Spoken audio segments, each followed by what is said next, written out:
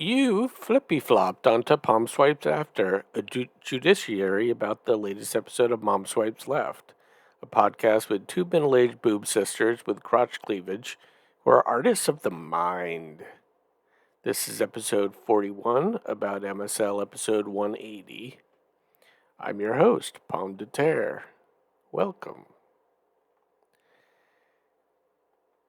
As usual, a jam-packed episode, mostly focused and fuckist on a fan fucking tastic with Amy, a friend of Carol who does not particularly like Jen.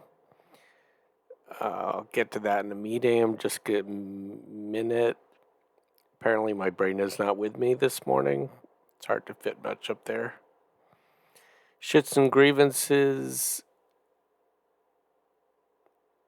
mostly centered around wanting us listeners to just find our own fucking glory holes, which, sure, we can Google. I happen to live in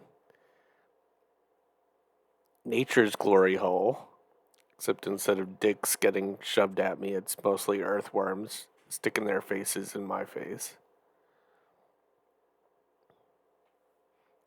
Jen has a grievance with Mark Pickle for introducing her to crushing fetishes, which I agree is pretty abhorrent and disgusting when you're just getting off on crushing living things.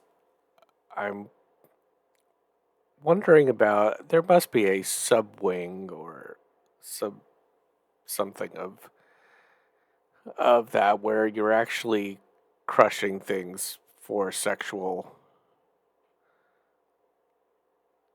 purposes. So say crushing fruit between your boobs. I could see that being a thing.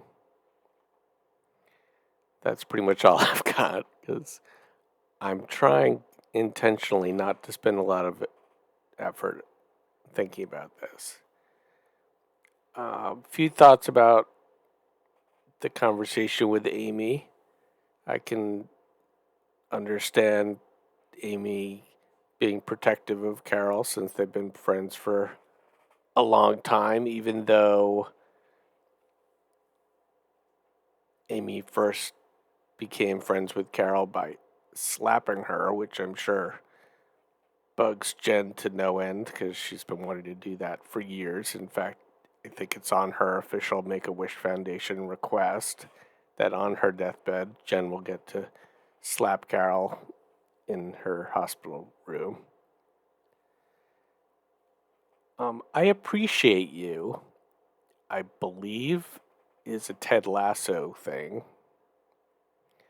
I don't associate it necessarily with the youngsters, because Ted Lasso was not particularly young.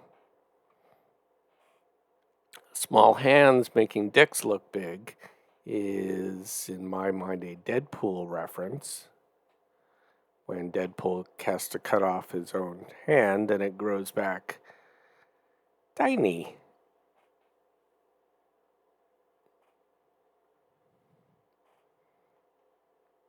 I thought Jen was very diplomatic in the conversation with Amy, appreciating her snorts and sexy voice.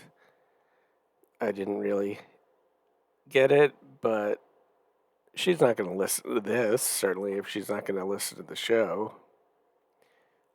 Also, something I think Jen may have a grievance about for next week's show is the fact that the Who Knows Carol Better quiz was a little skewed toward Amy and the time in life when they knew each other. So Jen was at a little bit of a disadvantage and allowed herself to lose, I think, in my experience, for the first time.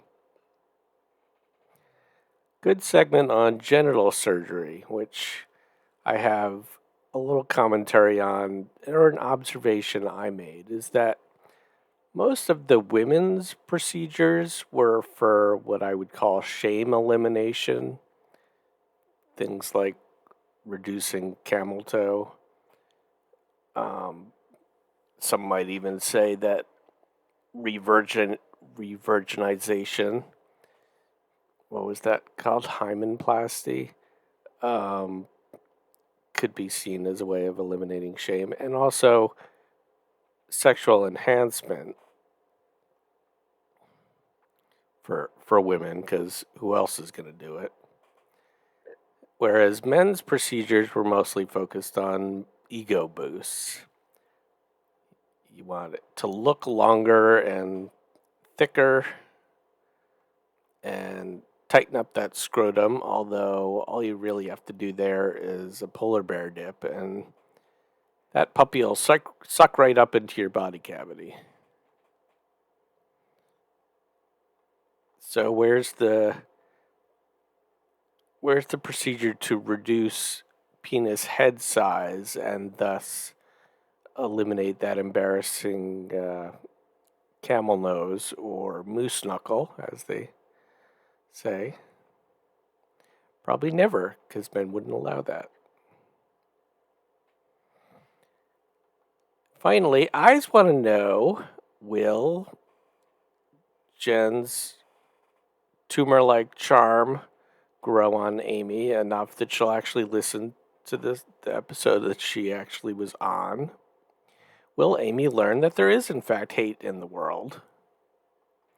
Will Carol learn that 1,000 million, her estimate of the number of insects on Earth, is in fact also known as a billion, when in fact there are 10 quintillion insects in the world, which is a billion billion. So it probably makes you want to crush them even more. The plural of octopus, I believe, is actually octopussies. I'm also hoping that there will be Mom Swipes Left branded first trimester fetuses available for pandemic fire pit kindling. And I'm hoping that one day Joel will find out who found Carol's G-spot, and maybe Joel will find it too. Just takes a little effort and perseverance, but I think you're up to the challenge, Joel. And I think Carol, based on her fondness for it, apparently, is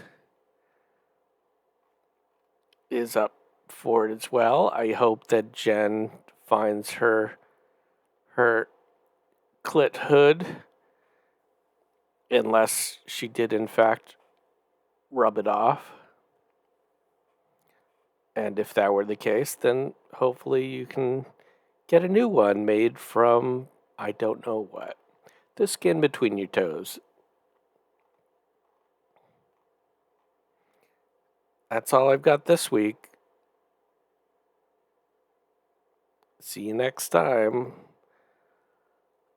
on the Potato Man's Happy Hour. Too long.